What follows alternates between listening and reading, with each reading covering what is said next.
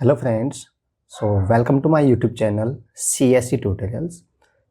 यहाँ पर हम बात करेंगे online online notice board system project के बारे में, जिसकी पहली वीडियो डेमो वीडियो आपने देखी होगी, तो आपको पता होगा बेसिकली कि हम इस सीरीज़ में क्या बनाने वाले हैं और क्या यहाँ पर हम पढ़ने वाले हैं। ठीक है, बेसिकली हम यहाँ पर एक प्रोजेक्ट बनाएंगे जो कि कम्प्लीटली PHP और MySQL में होगा, जिसमें हम बात करेंगे यहाँ पे ऑनलाइन नोटिस बोर्ड सिस्टम के बारे में।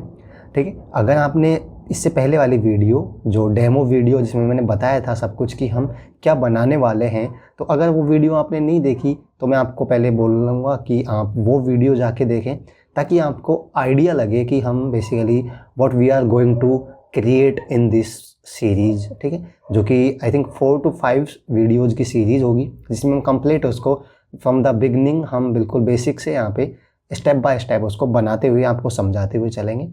ठीक है, तो उस वीडियो की लिंक मैं आपको डिस्क्रिप्शन बॉक्स में भी प्रोवाइड कर दूंगा। वहाँ पर पहले आप उस डेमो वीडियो को देख लीजिए, ताकि आपको आइडिया लग जाएगा कि हम क्या यहाँ पे बनाने वाले हैं।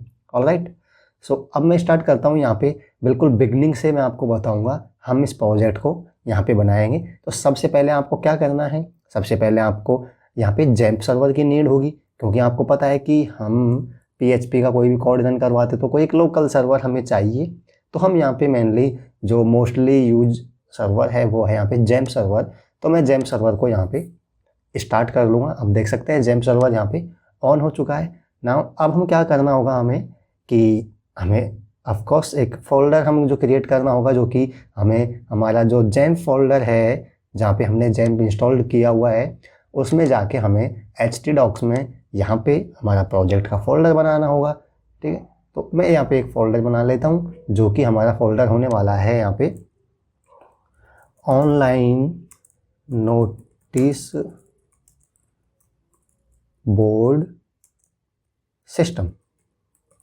ठीक है, ऑनलाइन नोटिस बोर्ड सिस्टम जो कि हमारा प्रोजेक्ट का नाम है। अब इस फोल्डर में हम क्या करेंगे, यहाँ पे कुछ फाइल्स और फोल्डर यहाँ पे हम क्रिएट करेंगे। बेसिकली सारा कोड या जो भी फाइल फोल्डर जो भी होगा वो हम यहाँ पे क्रिएट करेंगे। तो मैं आपको कुछ फोल्डर जो इसमें ज़रूरत होगी वो पहले क्रिएट कर लेता हूँ। एक होगा एडमिन नाम का फोल्डर, जिसमें हम एडमिन से रिलेटेड फाइल्स यहाँ पे हम रखेंगे। ठीक है, दूसरा हो जाएगा यहाँ पे हमारा फोल्डर हम क्रिएट करेंगे यहाँ पे CSS। ठीक है, जिसमें हम CSS का कोई भी कोड होगा वो रखेंगे। एक अच्छी प्रैक्टिस क्या है कि आपको जो भी कोड है सबको सेपरेट बना के लिखना होता है। CSS का कोड अलग से, इमेज को अलग फोल्डर में रख दो, जावा स्क्रिप्ट है या jQuery है उसको अलग उसमें रख दो फाइल में, फोल्डर में। तो उससे अरेंज वे में होते हैं प्रोजेक्ट। आप कहीं भी देखोगे तो बेसिकली इस तरीके से होते हैं प्रोजेक्ट्स।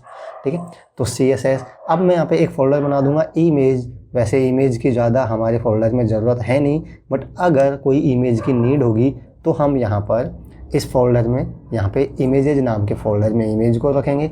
और फिर यहाँ पे एक फ़ोल्डर बनाएंगे, यहाँ पे थोड़ा सा हम jQuery का यूज़ करेंगे। ठीक है, मैं आपको समझाते हुए चलूँगा, कोई प्रॉब्लम नहीं है। तो jQuery हम थोड़ी सी यूज़ करेंगे, उसको हम इस फोल्डर में बनाएंगे, उसकी फाइल jQuery में। ठीक है, तो ये कुछ डिफ़ॉल्ट फोल्डर हैं जो हमने यहाँ पे बना लिए। ठीक है, अब हमें क्या करना है, यहाँ पे सबसे पहले हमें एक फ़ाइल बनाएंगे हम यहाँ पर index.php, जिसमें हम यहाँ पे कोड लिखने वाले हैं। बट इससे पहले मैं क्या करूँगा, मैं यहाँ पे आप कोई सा भी टेक्स्ट एडिटर में भी यूज़ कर रहे होंगे, मैं यहाँ पे जो टेक्स्ट एडिटर यूज़ करूँगा वो होगा यहाँ पे एटम टेक्स्ट एडिटर, जिसमें मैं यहाँ पे यूज़ करूँगा। और मैं इस प्रोजेक्ट को यहाँ पे इस सिस्टम में यहाँ पे इस टेक्स्ट एडिटर का यूज़ करके क्रिएट करूँगा। ठीक है, तो अब यहाँ पे आप देख सकते हैं ये प्रोजेक्ट मैंने पहले से ही ऐड किया हुआ था, बिकॉज मैंने तो ऑलरेडी क्रिएट कर लिया है ना। अब मैं आपको इसको क्रिएट करके बताऊँगा। ठीक है, तो मैं इसको पहले यहाँ पे रिमूव कर देता हूँ सबसे पहले तो यहाँ पे, ताकि हम वापस से हमारा जो न्यूली क्रिएटेड फोल्डर है जो अभी अभी हमने क्रिएट किया है उसको हम यहाँ पर ऐड कर सकते हैं। ठीक है, तो यहाँ पर मैं उस फोल्डर को ऐड कर लेता हूँ, ऐड फोल्डर। और यहाँ पे हमारा ये देख सकते हैं जैम्प htdocs में ये हमने अभी अभी फोल्डर क्रिएट किया है जो है ऑनलाइन नोटिस बोर्ड सिस्टम। तो इसको यहाँ पर हम ऐड कर लेंगे, जिसमें हमने 3 फोल्डर्स क्रिएट किए हैं और जो कि हमारे देख सकते हैं एम्प्टी फोल्डर है। तो अब इसका क्या फ़ायदा है कि हम यहीं से उस फोल्डर को मैनेज कर सकते हैं, यहीं से इसमें फ़ोल्डर क्रिएट कर सकते हैं, फाइल्स क्रिएट कर सकते हैं, फाइल्स को रिमूव कर सकते हैं। जो भी हम कुछ करते हैं वो हम यहीं से मैनेज करते हैं, इतना आपको पता होगा। ठीक है, तो अब हम यहाँ पे ये सारे एम्प्टी फोल्डर्स हैं। सबसे पहले हम क्या करेंगे, यहाँ पे बात करेंगे online notice board system folder में। तो इसमें हम एक फ़ाइल क्रिएट करेंगे, न्यू फाइल, और फाइल का नाम यहाँ पे सबसे पहले हमारा जो फाइल होगी वो होगी index.php, जिसमें हम बेसिकली क्या करेंगे, लॉगिन का फॉर्म बनाएंगे, जिसमें यूज़र है जो लॉगिन कर सकता है, और लॉगिन के बाद हम बनाएंगे रजिस्टर का, जिसमें यूज़र रजिस्टर कर सकता है। और मैं कहूँ कि पहले हम बनाएंगे यहाँ पे रजिस्टर वाला, ठीक है। तो अब यहाँ पर हम कोई सा पहले बना सकते हैं, कोई बड़ी बात नहीं है। एक फ़ाइल और क्रिएट कर लेता हूँ जिसमें हम यहाँ पे लिखेंगे register.php, है ना। तो अब हम सबसे पहले इंडेक्स का जो HTML का बेसिकली फॉर्मेट है, हम लॉगिन फॉर्म वगैरह तो बना लेते हैं, फिर बैकएंड हम कोडिंग और दिखाएंगे, वो हम बाद में यहाँ पे करेंगे। सो अब मैं क्या करूँगा यहाँ पर, या फिर हम बैकएंड का भी मैं आपको बता देता हूँ। सबसे पहले हम वो क्रिएट कर लेंगे यहाँ पे जो लॉगिन फॉर्म है वो।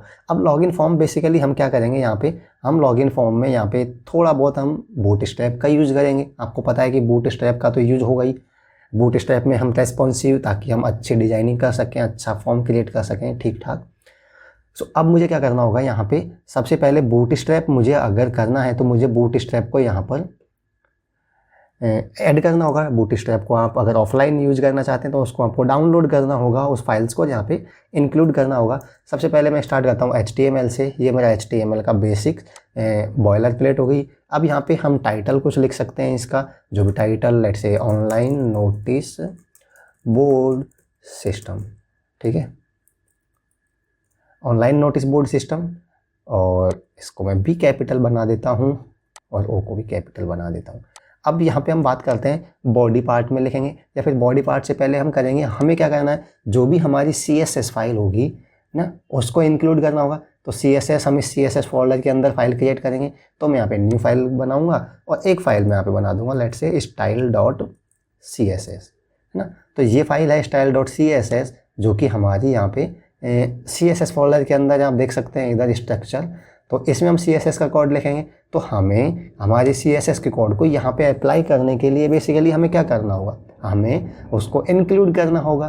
तो हमें उसको इंक्लूड करना होगा, तो CSS की कोई भी फाइल आप इंक्लूड करना चाहते हैं तो आप लिंक टैग का यूज लिखते हैं, करते हैं, और यहाँ पर आपको उस फाइल का नाम दे देना है। जो लिंक है href में फाइल की पाथ CSS फोल्डर के अंदर है, और फाइल का नाम है हमारा style.css, है ना।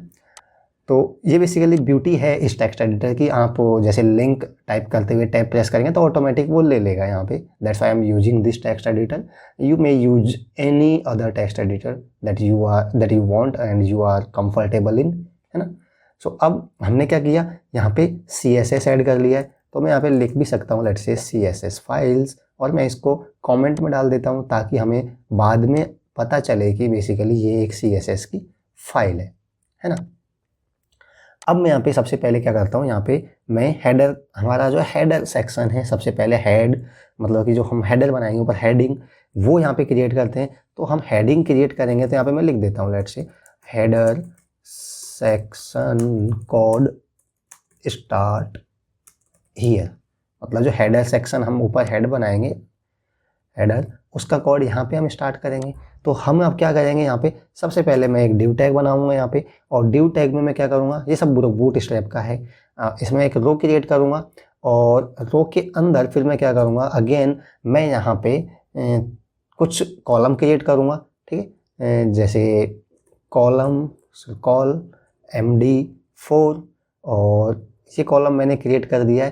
तो इस तरीके से मैं क्या करूँगा, 4 के कह सकते हैं कि हमारा बूटस्ट्रैप में जो ग्रिड सिस्टम है, हमारे पेज को 12 ग्रिड में डिवाइड कर सकते हैं। तो मैं 4 की 3 ग्रिड यहाँ पे मैं बना दूंगा, और इसमें मैं क्या करूँगा, फिर जो हमारा सबसे बीच की है, मतलब 4 का लेफ्ट में हो जाएगा, 4 का राइट में हो जाएगा, और मैं यहाँ पे बीच वाला जो हमारा कॉलम है, कह सकते हैं जो ग्रिड है, उसमें हम यहाँ पर कोड लिखेंगे ताकि हमारा फॉर्म है जो सेंटर में प्रॉपर वे में दिखाई दे, है ना। तो इससे पहले मैं क्या करूँगा, यहाँ पे इस जो हमने रो बनाई है, डिव टैग बनाया है, इसकी मैं आईडी यहाँ पे डिफाइन कर दूंगा। आईडी हम यहाँ पे, ताकि हम उस आईडी के हिसाब से बाद में CSS उस पर अप्लाई कर सकें। तो आईडी इसकी लेट से मैं यहाँ पे हेडर दे दूंगा, है ना। अब हम यहाँ पे कोड लिखेंगे, क्या यहाँ पे हम HTML का फॉर्म क्रिएट करेंगे, लॉगिन फॉर्म क्रिएट करेंगे। तो लॉगिन फॉर्म क्रिएट करेंगे तो यहाँ पे सबसे पहले मैं H3 हेडिंग का यूज़ कर लूँगा। हमारी हेडिंग हेडर है जो, उसमें हेडर में कुछ टाइप करेंगे हम यहाँ पे, तो मैं यहाँ पे लिख सकता हूँ ऑनलाइन नोटिस बोर्ड सिस्टम, है ना। अब यहाँ तक का कोड मैं एक बार आपको रन करवा के बता देता हूँ ताकि आपको पता चले कि बेसिकली हम क्या बना रहे हैं, है ना। तो उसको रन कैसे करवाना है आपके कोड को अगर हमें रन करवाना है तो हमें क्या करना होगा, हमें ब्राउज़र में जाना होगा, और ब्राउज़र में जाएंगे तो हम लोकल सर्वर पे हमारा जो कोड है उसको एक्सेस कर सकते हैं। कैसे, यहाँ पे लोकल, और जो फिर हमारा लोकल, उसके बाद जो फोल्डर का नाम है htdocs में जो हमने क्रिएट किया था ऑनलाइन नोटिस बोर्ड सिस्टम, ये पहले से आ रहा है बिकॉज मैंने पहले क्रिएट किया हुआ है, पहले मैं इस प्रोजेक्ट को बना चुका हूँ, इसलिए बाय डिफ़ॉल्ट ले रहा है। और इसमें फिर हम index.php फाइल को रन करवाएंगे, तो /index.php में लिखूंगा और मैं एंटर प्रेस करूंगा, तो आप देख सकते हैं यहाँ पर ही हमें दिखाई दे रहा है कुछ इस तरीके से online notice board system.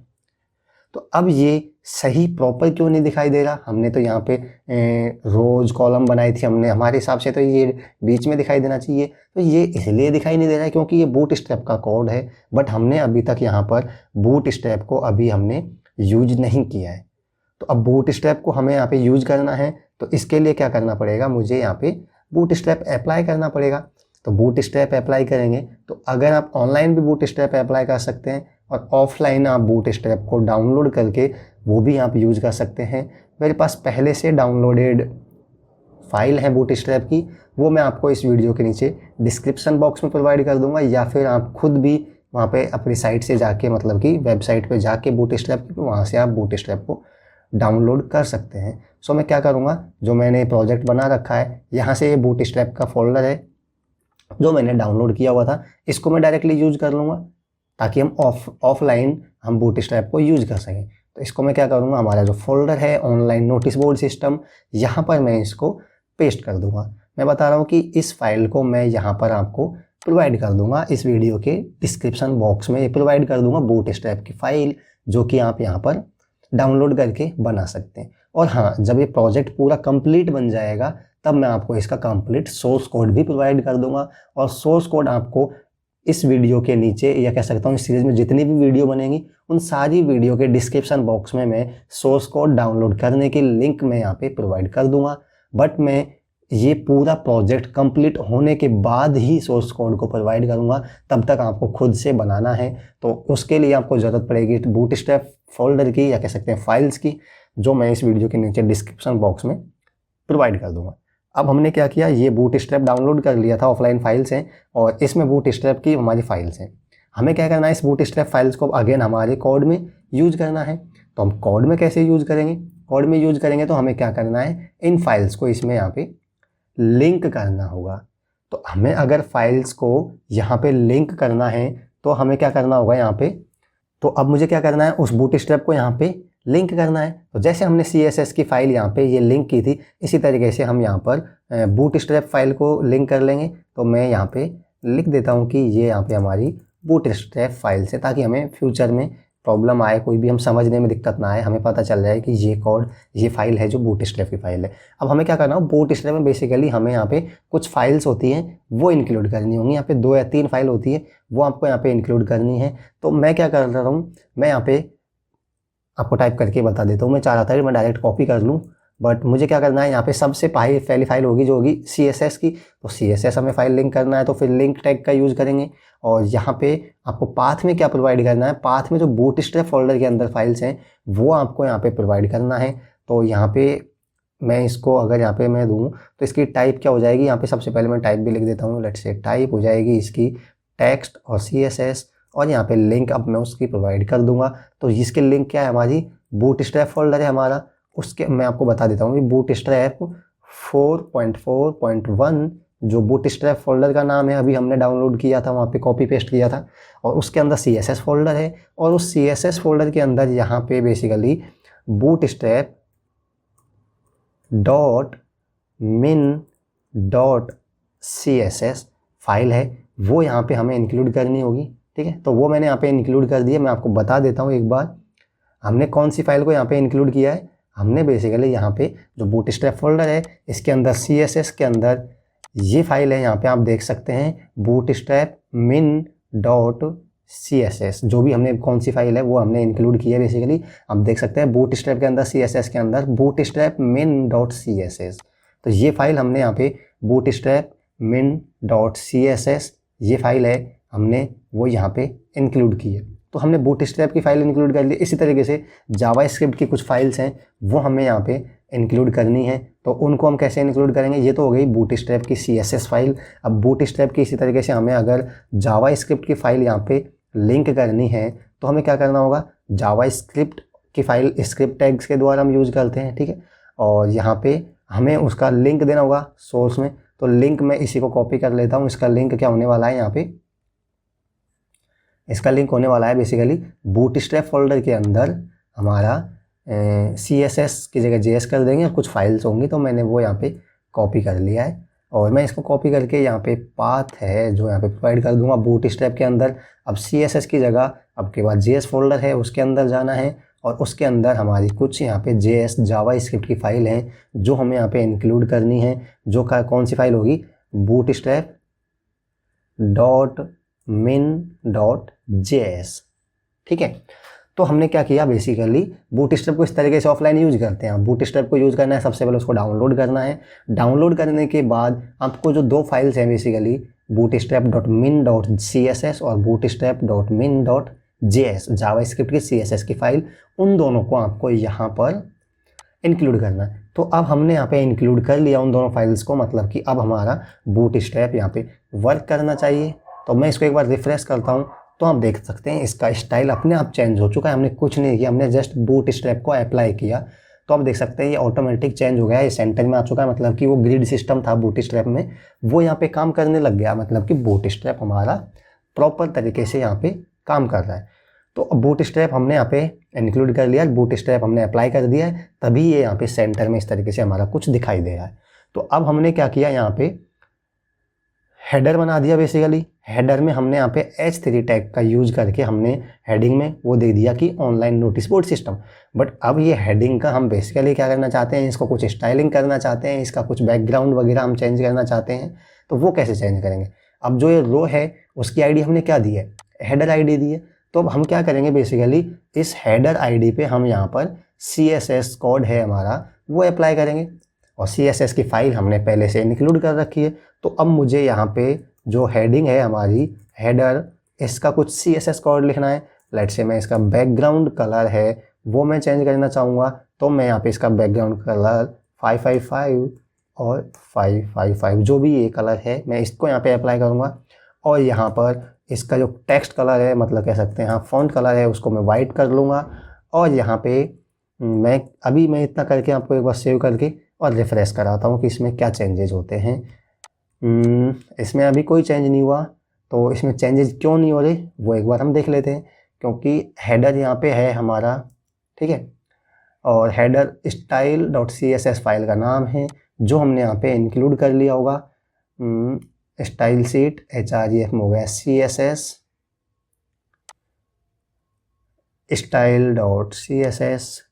Once again मैं चेक करता हूँ, ठीक, ये देख सकते हैं यहाँ पे ले लिया उसने। मैं कि स्लैश लगा रखा था फॉरवर्ड स्लैश, उसको रिमूव कर दिया तो यहाँ पे ये काम कर रहा है। तो अब हमारा बॉर्डर है उस पर देख सकते हैं ये कलर यहाँ पे अप्लाई हो गया है, जो भी हमने CSS प्रॉपर्टी लगाई है, बॉर्डर कलर और टेक्स्ट का कलर वाइट हो चुका है। अब हम क्या कर रहे हैं, ये बहुत छोटा दिख रहा है, कहने के मतलब इसकी हाइट छोटी है। हम थोड़ा चाहते हैं कि टेक्स्ट के बीच में ऊपर नीचे कुछ स्पेस हो, उसको बोलते हैं बेसिकली पैडिंग, है ना। तो पैडिंग बोलते हैं। तो हम क्या करेंगे, यहाँ पे पैडिंग अप्लाई कर देंगे। लेट से मैं पैडिंग यहाँ पे 20 पिक्सल अप्लाई कर दूंगा और अब मैं इसको रिफ्रेश करके चेक करता हूँ तो हम देख सकते हैं पैडिंग मतलब कि जो टेक्स्ट के ऊपर नीचे यहाँ पे लेफ्ट राइट में सब जगह थोड़ी स्पेस होगी, ताकि अब ये हमें यहाँ पे ठीक ठाक लग रहा है ना। तो पैडिंग हमारी अप्लाई होने से कुछ इस तरीके से दिखाई दे रहा है। और हम यहाँ पे क्या करेंगे, टेक्स्ट अलाइन तो हमारा वैसे भी सेंटर है, सेंटर में रहेगा। टेक्स्ट अलाइन यहाँ पर मैं सेंटर कर देता हूँ, जो भी हमारा टेक्स्ट होगा वो सेंटर में होगा। तो अब हमने क्या किया, यहाँ पे CSS अप्लाई किया हेडर पे। बेसिकली अब हमारा हेडर कुछ इस तरीके से दिखाई दे रहा है। तो अब ये हेडर हमारा ठीक ठाक दिखाई दे रहा है। तो हेडर हमारा क्रिएट हो चुका है ऑलमोस्ट। अब हमें क्या करना है, हेडर हमारा क्रिएट हो गया तो अब हमें क्या करना है, नीचे यहाँ पे जाके हमें फॉर्म क्रिएट करना है। लॉगिन फॉर्म हम क्रिएट करने वाले हैं। तो बेसिकली हमें यहाँ पे लॉगिन फॉर्म क्रिएट करना है। अब लॉगिन फॉर्म क्रिएट करेंगे तो यहाँ हमारा हेडर का कोड कंप्लीट हो चुका है ना। अब यहाँ से मैं क्या करूँगा, मैं यहाँ पे हेडर स्टार्ट करूँगा, बेसिकली कह सकता हूँ मैं, सॉरी, लॉगिन फॉर्म या कह सकता हूँ मैं एक सेक्शन बनाऊँगा, login form start here, login form code start here. तो यहाँ पे क्या करूँगा, जो लॉगिन फॉर्म क्रिएट करेंगे उसका कोड है वो यहाँ पे हमारा स्टार्ट हो जाएगा। अब हम क्या करेंगे, यहाँ पे एक सेक्शन बनाएंगे। बेसिकली सबसे अच्छी प्रैक्टिस है कि आपको सेक्शंस में डिवाइड होनी चाहिए। आपकी वेबसाइट है, वेब पेज है, जो सेक्शंस में डिवाइड होनी चाहिए। तो मैं यहाँ पे एक सेक्शन बनाऊंगा। ऊपर वाला कोड भी आप सेक्शन में लिख सकते थे, बट कोई प्रॉब्लम नहीं है। यहाँ पे सेक्शन बनाऊंगा, इसकी आईडी मैं लेट से लॉगिन फॉर्म दे दूंगा ताकि हम उस पर बाद में CSS अप्लाई कर सकें, है ना। आईडी यहाँ पे मैं इसका नाम मैं लॉगिन और मैं लॉगिन फॉर्म यहाँ पे दे दूंगा। तो आईडी हमने सेक्शन की आईडी क्रिएट कर दी। अगेन अब वही हम क्रिएट करेंगे। यहाँ पे मैं एक डिवीजन बनाऊंगा, उसकी क्लास हो जाएगी रो, और फिर उसके अंदर यहाँ पे मैं डिव टैग यूज़ करूँगा, कॉल MD4, है ना।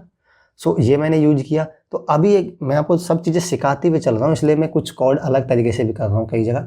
यहाँ पे हमने देखा, हम चाह रहे थे कि हमारा ये वाला चीज़ है जो सेंटर में आए, इसलिए हमने क्या किया, यहाँ पे पहले 4 ग्रिड सिस्टम में 4 4 12 में डिवाइड होता, 4 को इधर लिया और 4 को ये लिया, और बीच वाली 4 थी कॉलम था 4 ग्रिड का, उसमें हमने लिखा ताकि हमारा सेंटर में आ जाए। मतलब हमने 4 इधर छोड़ दिए कॉलम, 4 लेफ्ट में, 4 राइट में, बीच सेंटर वाले में लिखा था। ठीक है, तो इस तरीके से हम कर सकते हैं। और हम बेसिकली हम क्या करना चाहते हैं, हम चाहते हैं कि हमने एक 4 का कॉलम बनाया डायरेक्ट, बट हम चाहते हैं कि ये कॉलम हमारा सेंटर में आए। हमें ऐसे नहीं कि इधर भी 4 का बनाए, इधर भी 4 का बनाए, बीच वाले 4 में कोड लिखें। ये एक सिंपल तरीका था जो मैं करता था जनरली पहले, ताकि बीच में दिखाई दे हमारा। बट इसको करने का सिंपल तरीका भी है। यहाँ पे आपने क्या किया, एक कॉलम बनाया आपने सिंपल सा 4 ब्लॉक का, ठीक है, 4 ग्रिड सिस्टम का। अब हम चाहते हैं कि ये भी ऑटोमेटिक सेंटर में आए। अभी तो अगर मैं इसमें कुछ लिखूंगा, मैं आपको एक बार लिख के बताता हूँ। इसके अंदर बेसिकली हम कुछ क्रिएट करेंगे। तो मैं यहाँ पे क्या करता हूँ, मैं यहाँ पे एक अगेन मैं H4 हेडिंग लिखता हूँ यहाँ पे, और इसमें मैं लिखता हूँ लेट से यूजर लॉगिन फॉर्म, या मैं सिंपल लिखता हूँ लॉगिन फॉर्म, है ना। और मैं इसको एक बार रन करवाता हूँ, तभी अब आपको समझ आएगा। अभी देख सकते हैं ये लॉगिन फॉर्म बीच में यहाँ दिखाई दे रहा है लेफ्ट में, क्योंकि हमने हमारा पूरा पेज 12 ग्रिड सिस्टम में डिवाइड होता है, 4 4 4 ऐसे कर सकते हैं। तो हमने 4 का एक ग्रिड बनाया, एक कॉलम बनाया, तो वो लेफ्ट में दिखाई देगा। बट हम चाहते हैं कि इसको सेंटर में दिखाई दे। तो एक ऑप्शन तो हमने कैसे किया, 4 का इधर बनाया, 4 का बीच में और 4 का राइट में। बट हमने बीच वाले 4 का जो कॉलम था उसमें लिखा था ऑटोमेटिक सेंटर में आएगा। हम चाहते हैं, हमने 4 का ये कॉलम बनाया बट ये बीच में दिखाई दे, है ना। तो ये बीच में दिखाई देगा। तो इसके लिए आपको क्या करना होगा, यहाँ पे क्लास चेंज करनी होगी। इसी कॉल MD4 तो रहेगी, दूसरी क्लास अप्लाई करनी होगी आपको। वो क्या होगी, यहाँ पे M ऑटो ब्लॉक, ठीक है, M ऑटो ब्लॉक। तो ये क्या होगा, ऑटोमेटिक ये यहाँ पे सेंटर में ले लेगा इसको। तो आप देख सकते हैं ये अब यहाँ पे सेंटर में आ जाएगा। ये जो ब्लॉक है ये ऑटोमेटिक सेंटर में आ जाएगा, ये यहाँ पे ले लेगा। सो अब हमने ये लॉगिन फॉर्म बनाया, हेडिंग बनाई, हम चाहते हैं कि ये भी हमारी यहाँ पे सेंटर में रहे। तो हम इसको बिल्कुल सेंटर में दिखाना चाहते हैं। तो मैं क्या करता हूँ, यहाँ पे सेंटर एक टैग होता है HTML में, वो यूज कर सकते हैं आप चाहें तो। और भी बहुत सारे तरीके हैं करने के, बट मैं आपको अलग अलग चीज़ें करके दिखा रहा हूँ ताकि आप और चीज़ें, जितनी ज़्यादा चीज़ें हैं वो सीख सकें, है ना। तो आप देख सकते हैं ये बिल्कुल सेंटर में आ चुका है हमारा। तो अब ये सेंटर में आ चुका है। अब हम यहाँ पे क्या करना है, हमें फॉर्म क्रिएट करना है। तो फॉर्म क्रिएट करना है तो फॉर्म के लिए यहाँ पे फॉर्म टैग यूज करेंगे, और फॉर्म टैग में क्लास तो हम कुछ यूज नहीं करेंगे। एक्शन, यहाँ पे एक्शन भी हम यहाँ पे यूज नहीं करेंगे, या कह सकते हैं एक्शन index.php फाइल ही रख लेंगे, क्योंकि हम इसी फाइल में कोड लिखेंगे। एक्शन होता है जब फॉर्म को सबमिट करेंगे तो वो कहाँ पे एग्जीक्यूट, कौन सा कोड एग्जीक्यूट होना चाहिए, हम इसी कोड में PHP कोड लिखेंगे इसी फाइल में, तो सेम फाइल का नाम दे सकते हैं। मेथड पोस्ट हो जाएगा यहाँ पे। और अब हम यहाँ पे क्या करेंगे, सबसे पहले हम यहाँ पे बूटस्ट्रैप का यूज़ करके फॉर्म क्रिएट करेंगे। तो मैं डिव यूज़ करूँगा। अगर ये चीज़ें आपको नहीं पता बूटस्ट्रैप में फॉर्म कैसे बनाते हैं, तो आपको कुछ भी याद नहीं रखना। आपको सारा कुछ कोड ऑलरेडी गिवन होता है, आपको जस्ट गूगल पे सर्च करना है बूटस्ट्रैप फॉर्म्स, तो वहाँ पे वो फॉर्म पूरा आपको दिखाई देगा, और वो उसकी सहायता से आप यहाँ पे बना सकते हैं। इसमें कोई प्रॉब्लम नहीं है। तो यहाँ पे मैं क्रिएट करूँगा फॉर्म। तो मैं क्या करूँगा, डिव टैग बनाऊँगा, और उसकी एक यहाँ पे क्लास होती है। क्लास कौन सी होती है, यहाँ पे फॉर्म ग्रुप, ठीक है। फॉर्म ग्रुप क्लास होती है उसको यूज़ करूँगा, और फिर मैं इसमें एक दूसरा यहाँ पे अब मैं वो क्रिएट करूँगा, यहाँ पे एक कह सकते हैं लेबल क्रिएट करूँगा, और लेबल के लिए मैं यहाँ पे लेबल टैग का यूज़ करूँगा। ये यहाँ पे कई चीज़ें लेता नहीं है तो मैं लेबल टैग लिखता हूँ यहाँ पे, ठीक है। तो लेबल का यूज़ करूँगा। लेबल वो है बेसिकली आप जो इनपुट फॉर्म बनाएंगे उसके ऊपर लेबल, उसका जैसे मैं कह सकता हूँ पहला हमारा क्या होगा, ईमेल आईडी, तो यहाँ पे मैं लिख दूंगा ईमेल आईडी, है ना। और इसके बाद मैं यहाँ पे इनपुट फॉर्म बनाऊँगा, तो इनपुट टैग बनाऊँगा। इनपुट टैग क्या हो जाएगा, यहाँ पे टाइप टेक्स्ट हो जाएगा। नेम इसका हम दे देंगे, ईमेल आईडी बनाना चाहते हैं तो इसकी नेम हम यहाँ पे ईमेल दे देंगे। और वैल्यू कुछ होगा नहीं, यहाँ पे हम प्लेस होल्डर लिख सकते हैं। इसका प्लेस होल्डर क्या हो जाएगा, let's say enter your email, है ना। और यहाँ पे इसकी क्लास यूज़ करनी होगी। हम बूटस्ट्रैप में फॉर्म क्रिएट कर रहे हैं तो यहाँ पे क्लास इसका यूज़ करेंगे हम, यहाँ पे फॉर्म कंट्रोल, है ना। फॉर्म कंट्रोल क्लास यूज करिए। अब मैं इसको रिफ्रेश करता हूँ और यहाँ पे आपको मैं दिखाता हूँ किस तरह, ये देख सकते हैं बूटस्ट्रैप का form.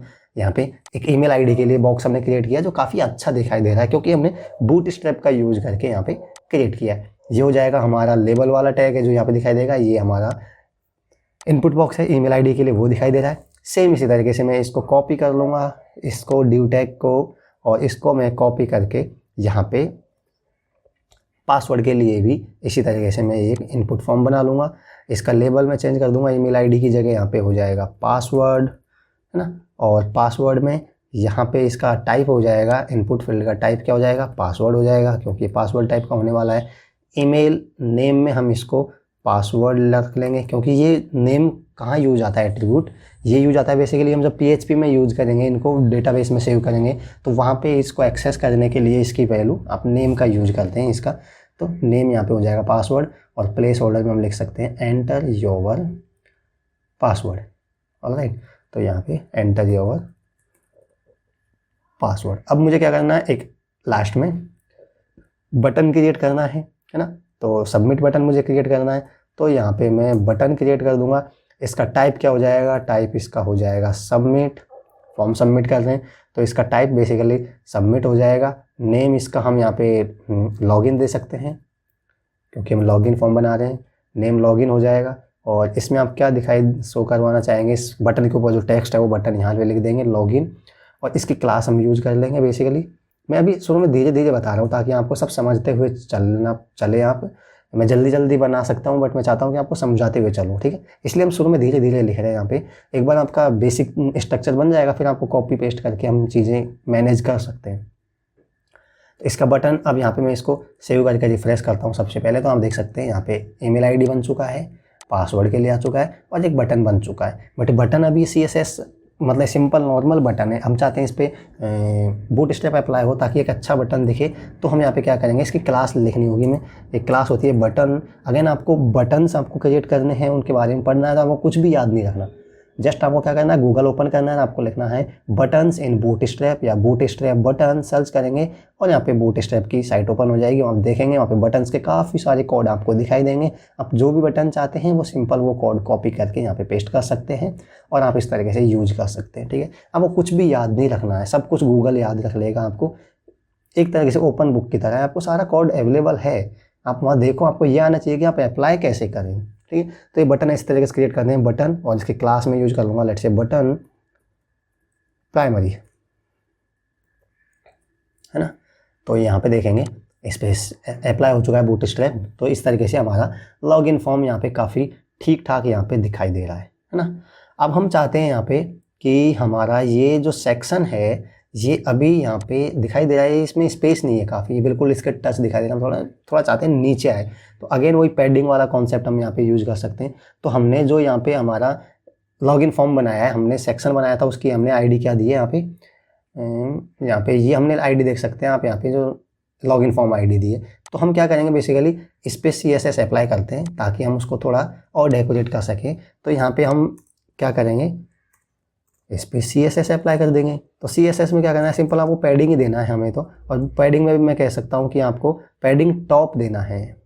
Padding top left right सब होता है ना, तो आपको पैडिंग टॉप देना है बिकॉज यहाँ हम चाहते हैं थोड़ा स्पेस रहे। तो टॉप पैडिंग आपको लेट्स से हम यहाँ पे 75 पिक्सल्स प्रोवाइड कर देते हैं और मैं इसको सेव करके रिफ्रेश करूँगा। आप देख सकते हैं काफ़ी अच्छा दिखाई दे रहा है क्योंकि हमने पैडिंग प्रोवाइड कर दिया। तो यहाँ पे 75 पिक्सल्स का जो पैडिंग है वो ऐड हो चुका है और वो स्पेस आपको यहाँ पे दिखाई दे रहा है ना। तो अब हमें इतना हमने क्रिएट कर लिया है, लॉगिन फॉर्म क्रिएट कर लिया है जो इस तरीके से कुछ दिखाई दे रहा है ना। अब हमें यहाँ पे इसका बैकग्राउंड का कोड है जो PHP कोड है वो बाद में लिखेंगे हम। पहले हम क्या करते हैं, इसी तरीके से यहाँ पे इसी तरीके से मैं आपको जो हमारा इंडेक्स और रजिस्ट्रेशन फॉर्म है वो भी हम क्रिएट करेंगे। तो ये तो हो गया लॉगिन के लिए। अब अगर किसी ने लॉगिन नहीं किया है, रजिस्टर नहीं किया, तो लॉगिन कैसे करेगा? रजिस्ट्रेशन फॉर्म भी तो हमें क्रिएट करना होगा। तो यहाँ पे भी हम एक लिंक दे सकते हैं। किस तरीके से लिंक दे सकते हैं? यहाँ पे कि क्लिक हेयर टू, आपने देखा होगा नीचे लॉगिन के पास में बट ऑप्शन मिलता है आपको क्लिक हेयर टू रजिस्टर, है ना। तो यहाँ पे वो हम यहाँ पे दे सकते हैं। हम एंकर टैग का यूज़ करके यहाँ पे हम दे सकते हैं क्लिक हेयर टू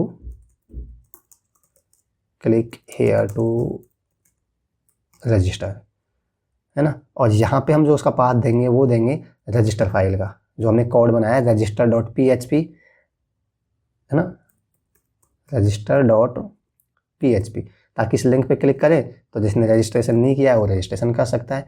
कुछ इस तरीके से यहाँ पे दिखाई देगा। आप देख सकते हैं काफ़ी अच्छा दिखाई दे रहा है।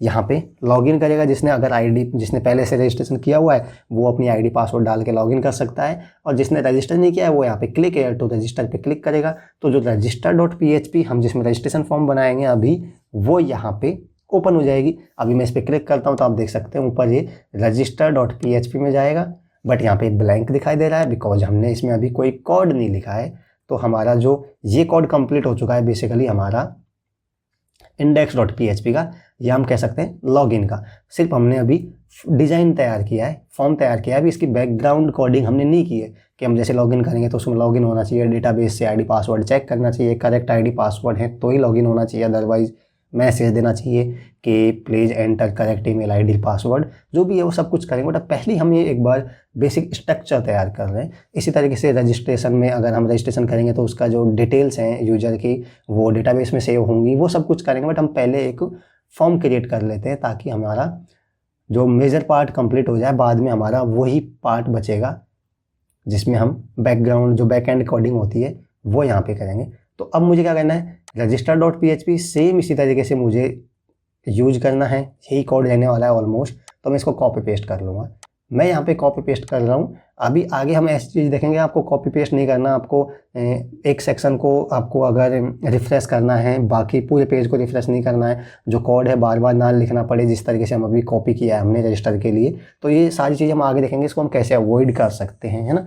ये चीज़ें मैं आपको दिखाऊँगा, तो वो हम आगे दिखाएंगे। पहले हम ऐसे ही करते हैं अभी register.php के लिए।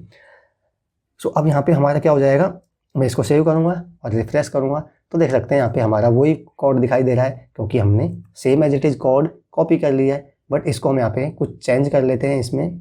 चेंज इस तरीके से करेंगे हम, यहाँ चेंज करेंगे, लॉगिन फॉर्म की जगह हम यहाँ पे लिख देंगे हमारा ये क्या है, रजिस्ट्रेशन फॉर्म। तो यहाँ पे रजिस्ट्रेशन फॉर्म आ जाएगा और इसमें हम यहाँ पे register.php लिख देंगे क्योंकि अगेन हम चाहते हैं कि जो हमारा फॉर्म है तो वो हम इस पर क्लिक करेंगे तो वो इसी उसमें जाएगा ना, जो हमारा फॉर्म है उस पर हम सबमिट क्लिक करेंगे तो हम जो कोड है बेसिकली वो हम इसी फाइल में कोड लिखते हैं। तो यहाँ पे या तो इसी फाइल का नाम प्रोवाइड कर सकते हैं या फिर आप एक्शन में कुछ भी नहीं प्रोवाइड कर सकते हैं। एक्शन वो होता है जब फॉर्म को सबमिट करेंगे तो कौन सा कोड एग्जीक्यूट होना है, वो फाइल कौन सी फाइल में, तो हम इसी में यहाँ पे PHP का कोड लिख देंगे। तो हम यहाँ पे एक्शन में आप उस फाइल का नाम दे सकते हैं register.php का ही, या फिर आप इसको ब्लैंक भी छोड़ सकते हैं, है ना। तो अब रजिस्ट्रेशन के लिए क्या क्या आपको चीज़ चाहिए वो सारी चीज़ें मैं यहाँ पर फॉर्म, जैसे अभी तो रजिस्ट्रेशन लॉगिन के लिए तो ईमेल ID पासवर्ड चाहिए, इसलिए सिंपल ईमेल ID पासवर्ड है यहाँ पे। बट हमें क्या क्या चाहिए यहाँ पे, सबसे पहले हम लेट्स से यहाँ पे फर्स्ट नेम लेंगे, लास्ट नेम लेंगे, एंटर ईमेल लेंगे, पासवर्ड लेंगे और यहाँ पे क्लास लेंगे कि हम वो स्टूडेंट है जो कौन सी क्लास का है, ठीक है। तो ये सारी चीज़ हमें क्रिएट करना है। अभी मैं क्या करूँगा, यहाँ पर सेम मैं इसी को कॉपी कर लूँगा बार बार इसी चीज़ को, कि मैं जैसे इसको ही कॉपी कर लेता हूँ लेट्स से यहाँ पे डिव को, ठीक है। और इसको मैंने कॉपी किया तो मैं क्या करूँगा, सबसे पहले हम फर्स्ट नेम के लिए बनाएंगे तो यहाँ पे मैं लेबल चेंज कर दूँगा लेट्स से फर्स्ट नेम, ठीक है। और इसका टेक्स्ट हो जाएगा सिंपल ये, और नेम की जगह हम यहाँ पे दे देंगे F नेम, और प्लेस एल्टर में लिख सकते हैं एंटर योर फर्स्ट नेम। इसी तरीके से मैं क्या करूँगा, सेम इसको वापस से कॉपी कर लूँगा और मैं लास्ट नेम के लिए इसको क्रिएट कर लूँगा। ठीक है, तो फर्स्ट नेम के लिए हो जाएगा यहाँ पे लास्ट नेम और टाइप टेक्स्ट हो जाएगा एफ नेम की जगह मैं इसको एल नेम कर देता हूँ। प्लेस होल्डर में लिख दूँगा enter your last name. First name हो गया, लास्ट नेम हो गया। आप और भी चीज़ें लिख सकते हैं, हम simple first name, last name, email ID, password और उसकी क्लास, ये चीज़ें लेंगे यहाँ पे।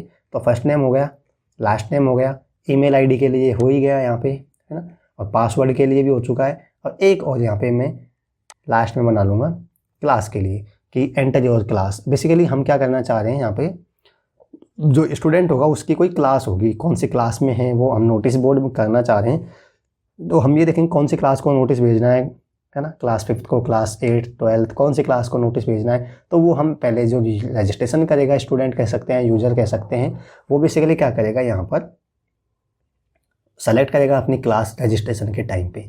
तो यहाँ पे मैं क्या करूँगा, अब यहाँ पे हमें सेलेक्ट के उसका यूज़ करना है यहाँ पे टैग का बेसिकली, क्योंकि हम सेलेक्ट करना चाहते हैं जो सेलेक्ट बॉक्स में से कि कौन सी क्लास है वो वहाँ से सेलेक्ट करना है, ना कि टाइप करवाना चाहते हैं ना। तो यहाँ पे मैं लेबल में डाल दूँगा सेलेक्ट योर क्लास, कौन सी क्लास है। और अब यहाँ पे मुझे सेलेक्ट बॉक्स क्रिएट करना होगा बेसिकली। तो उसके लिए सिंपल सा कोड है, सेलेक्ट क्लास क्या हो जाएगा, क्लास वही होगा इसका फॉर्म कंट्रोल और नेम में क्या हो जाएगा, नेम में क्लास हो जाएगा। और यहाँ पर अब मुझे ऑप्शन क्रिएट करना होगा, ऑप्शन में वैल्यू कुछ नहीं होगा।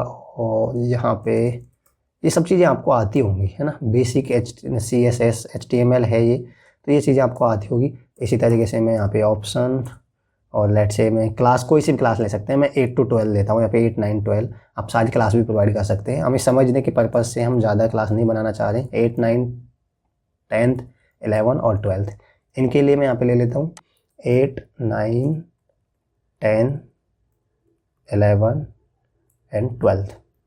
ओके, सो अब मैं इसको एक बार लास्ट स्टेप में चेंज कर लेते हैं। जो बटन बनाया है हमने, ये लॉगिन की जगह मैं इसका नाम यहाँ पे रजिस्टर कर लेता हूँ और यहाँ पे भी मैं लॉगिन की जगह रजिस्टर कर लेता हूँ, है ना। और अब मैं इसको सेव करके यहाँ पर रिफ़्रेश करता हूँ तो ये चेंज हो जाना चाहिए हमारा। देख सकते हैं कुछ इस तरीके से हमारा ये रजिस्ट्रेशन फॉर्म यहाँ पे कंप्लीट हो चुका है बनके। First name, last name, email ID, password, select your class, उसमें अपनी क्लास सेलेक्ट कर सकता है कौन सी क्लास का स्टूडेंट है वो, है ना।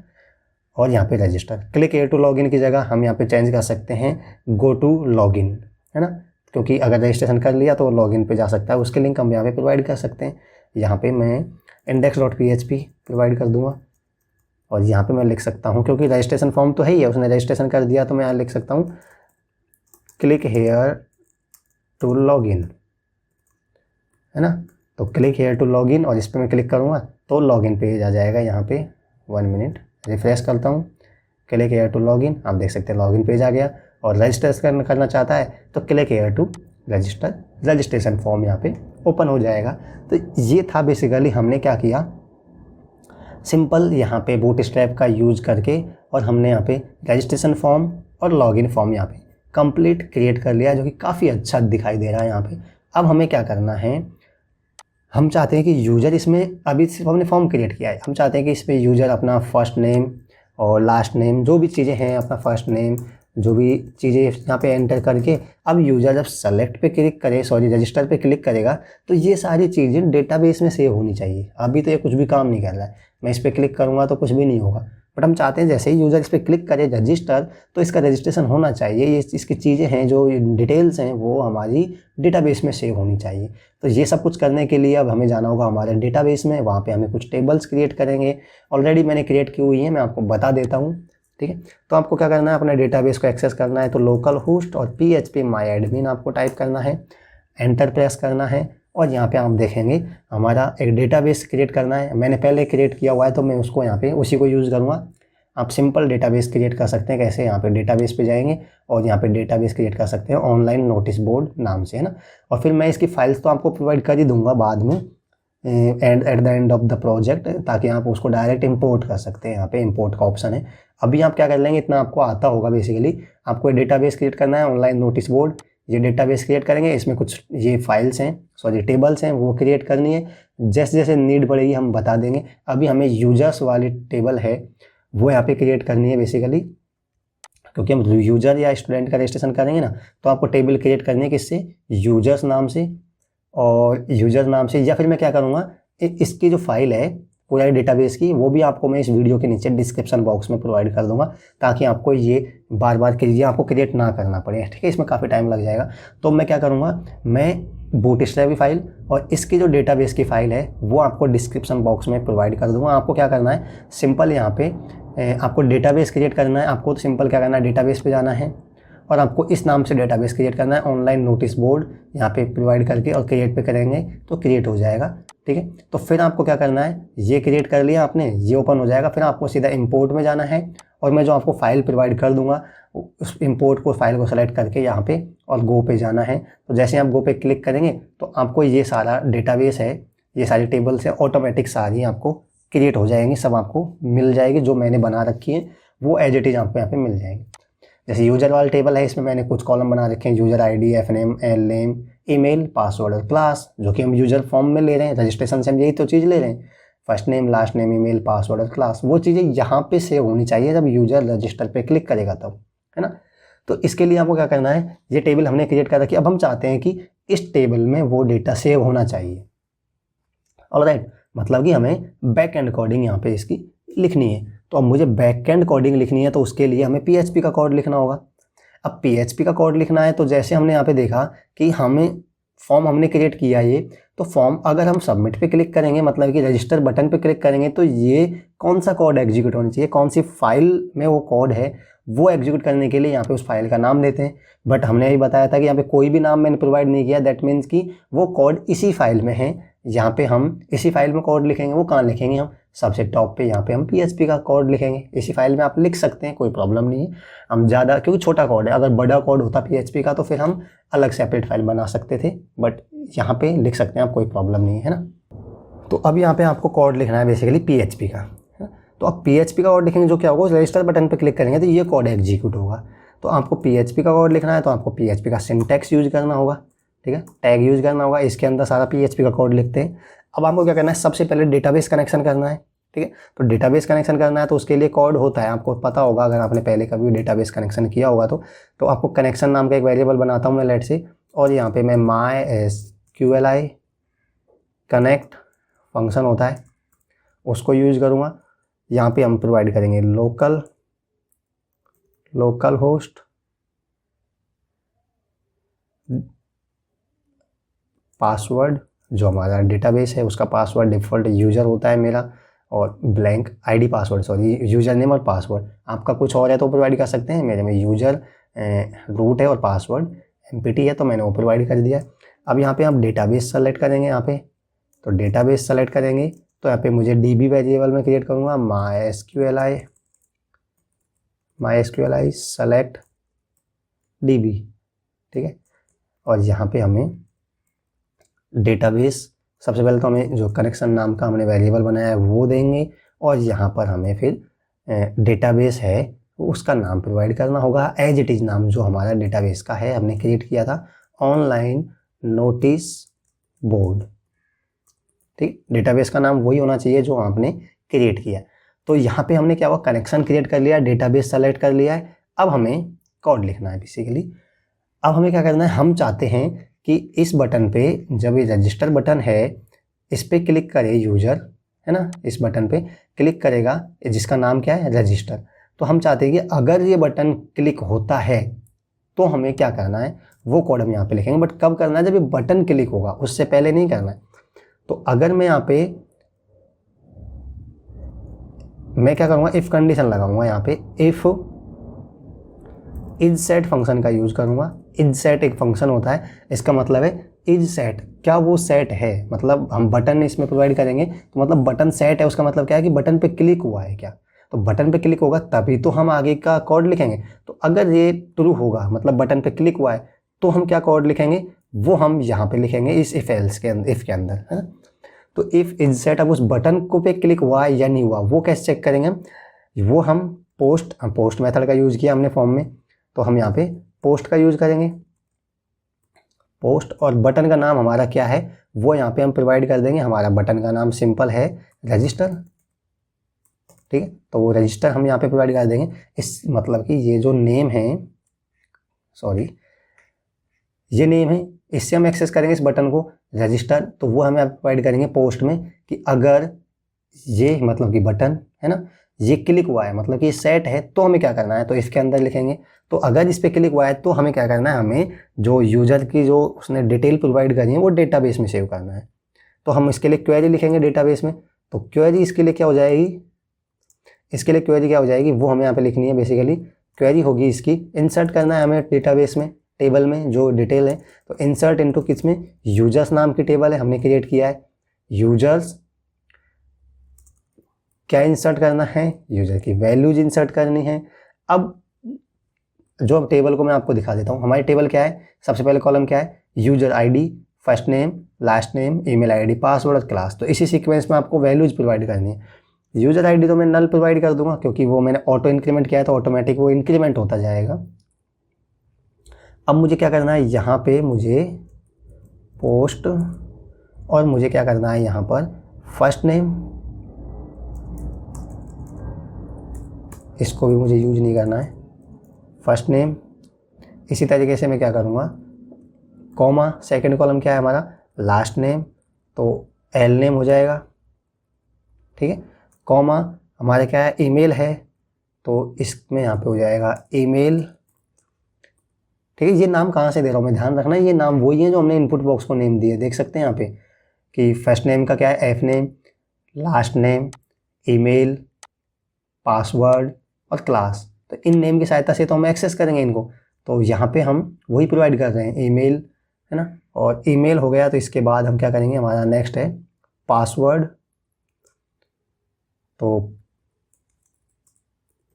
पासवर्ड हो जाएगा, और उसके बाद हमारा क्या है यहाँ पे क्लास।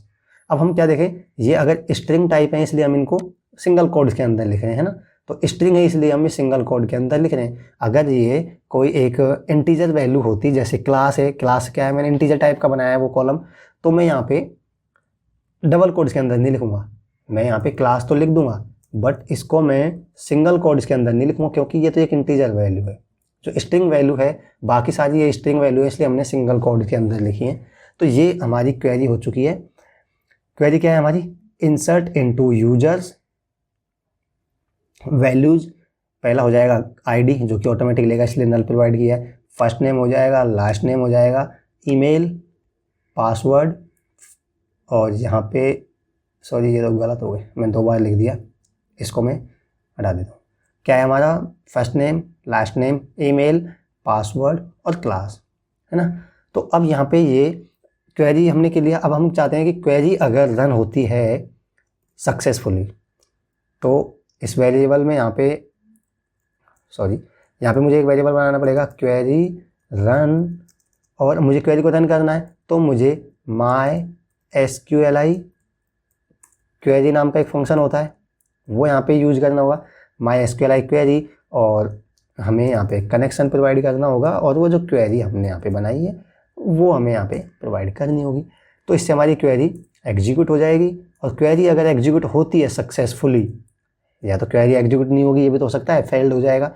अगर क्वेरी सक्सेसफुली एग्जीक्यूट होगी तो हम यहाँ पे, इसका मतलब कि इस क्वेरी नाम के जो वेरिएबल में आएगा वो ट्रू आएगा, मतलब कि क्वेरी सक्सेसफुली एग्जीक्यूट हो चुकी है। तो अगर सक्सेसफुली एग्जीक्यूट हो चुकी है मतलब कि ये इफ़ कंडीशन ट्रू होगी तो हमें यहाँ पे इको मैसेज दे देना है कि डेटा कुछ रजिस्ट्रेशन सक्सेसफुली, कुछ भी ऐसा मैसेज देना है।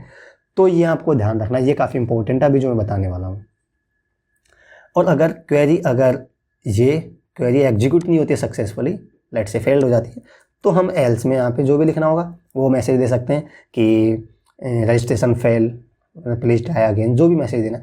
बट अब हमें जो विंडो जो यहाँ पे हम कोई भी जो कह सकते हैं कि जो बॉक्स यहाँ पे जो आता है, क्या बोलते हैं उसको, प्रॉम्प्ट बॉक्स वगैरह, जो जावा स्क्रिप्ट का यूज़ करके हम बनाते हैं बेसिकली, तो वो कैसे दिखाना है, मतलब PHP के अंदर आपको जावा स्क्रिप्ट का कोड लिखना है, ये ध्यान रखना है। ये कैसे लिखेंगे, वैसे तो आप PHP के अंदर जावा स्क्रिप्ट का कोड नहीं लिख सकते, बट यहाँ पे आप इको स्टेटमेंट का यूज़ करके अब इसके अंदर आप यहाँ पे यूज कर सकते हैं क्या, अपना जावास्क्रिप्ट का कोड। तो मैं देखो यहाँ पे PHP के अंदर जावास्क्रिप्ट का कोड लिखूंगा, ये आपको ध्यान रखना है, बहुत काम आता है, काफ़ी इंपॉर्टेंट है। इस तरीके से आप यहाँ पे इको के अंदर स्क्रिप्ट टैग का, हमें अगर जावास्क्रिप्ट का कोड लिखना है तो स्क्रिप्ट टैग के अंदर लिखना है, वो तो श्योर है, बट हम PHP के कोड में बीच में जावास्क्रिप्ट का कोड नहीं लिख सकते। सिर्फ इस तरीके से लिख सकते हैं हम इको कोड में, इको स्टेटमेंट में डबल कोड्स के अंदर स्क्रिप्ट टैग लिख के, और जो हम यहाँ पे कोड है वो यहाँ पे लिख सकते हैं। तो मैं क्या करूँगा, कोड क्या होगा मेरा, अलर्ट बॉक्स बनाऊंगा मैं यहाँ पे, और अलर्ट बॉक्स में यहाँ पे मैं मैसेज दे सकता हूँ registration successfully, you may now log in, कुछ भी मैसेज दे सकते हैं, let's say you may now log in, you may now log in कि रजिस्ट्रेशन सक्सेसफुली, अब आप लॉग इन कर सकते हैं। तो ये मैसेज हम यहाँ पे दे सकते हैं। और इसके बाद पहली बात तो मैसेज देगा, अब मैसेज देने के बाद हमें लॉगिन पेज पे रिडायरेक्ट भी तो करना है। तो रिडायरेक्ट करने के लिए क्या होगा यहाँ पे, हमें स्क्रिप्ट टैग के अंदर लिखना है, क्योंकि अब ये इसका ही कोड चल रहा है जावास्क्रिप्ट का। तो हमें क्या करना होगा, जावास्क्रिप्ट में अगर आपको पेज को रिडायरेक्ट करना है किसी दूसरे पेज पे, तो विंडो डॉट लोकेशन यहाँ पे यूज करना है, फंक्शन होता है, और window dot location dot href, window dot location dot href, और उसमें वो लिंक प्रोवाइड करनी है जहाँ पर हमें रिडायरेक्ट करना है। हमें index.php पे रिडायरेक्ट करना है, क्योंकि हम मैसेज दे रहे हैं ना कि login now, registration successfully login now, you may now login now, तो हमें लॉगिन पेज पे भेजना होगा उसको, ठीक है। तो अब आपको ये ध्यान रखना है, मैं यहाँ पे सिंगल कोड क्यों लिख रहा हूँ, यहाँ पे मैंने डबल कोड क्यों नहीं लगाया, क्योंकि आप डबल कोड के अंदर डबल कोड नहीं लिख सकते, आप डबल कोड के अंदर सिंगल कोड लिख सकते हैं। तो हमारा डबल कोड तो ऑलरेडी चल रहा है, इको स्टेटमेंट का वाला देख सकते हैं ये, तो इसके अंदर हमें वापस से क्या कोड लिखना पड़ता है, तो हम सिंगल कोड का ही यूज़ करेंगे। देख सकते हैं मैंने यहाँ भी सिंगल कोड यूज़ किया है, और यहाँ भी मैंने सिंगल कोड यूज़ किया है। अगर मैं डबल कोड लिखूँगा तो एरर बता देगा यहाँ पे, है ना। तो ये ध्यान रखना है। एक बार मैं इसको यहाँ पे रन करता हूँ सक्सेसफुली, कुछ होता है या नहीं होता है। बेसिकली ये हमारा फॉर्म है, इसको मैं कैंसिल करता हूँ और मैं इसको दोबारा से रन करता हूँ। अब हमने क्या किया, इसमें कुछ डिटेल में फिल करता हूँ। लेट्स से यूज़र यहाँ पे मैंने बना रखा है, मैं एक यूज़र बनाता हूँ हेमंत नाम से, है ना, हेमंत कुमार, ईमेल आईडी कुछ भी मैं डमी ईमेल आईडी यहाँ पे डाल सकता हूँ, hemant@gmail.com। पासवर्ड मैं यहाँ पे प्रोवाइड कर सकता हूँ कुछ भी, और क्लास इसकी सेलेक्ट कर लेता हूँ। लेट्स से मैंने यूज़र बना रखे हैं 8 और 10th क्लास के बना रखे हैं, तो लेट्स से मैं 12th क्लास का भी एक यूज़र बना लेता हूँ। अब मैं इस पर क्लिक करूँगा, तो अगर हमारा कोड सक्सेसफुली काम करेगा तो डेटाबेस में यहाँ पर वो वैल्यू स्टोर हो जानी चाहिए। अभी देख सकते हैं यहाँ पे यूज़र में हेमंत नाम का कोई भी यूज़र नहीं है। अगर रजिस्ट्रेशन सक्सेसफुल हो जाएगा तो यहाँ पे वो डिटेल आ जानी चाहिए, और यहाँ पे वो मैसेज दे देना चाहिए यहाँ पे अलर्ट बॉक्स की registration successfully, you may now login, और लॉगिन पेज पे भी रिडायरेक्ट कर देना चाहिए। तो पहले मैं इस पर क्लिक करता हूँ, होपफुली ये सब कुछ काम करेगा।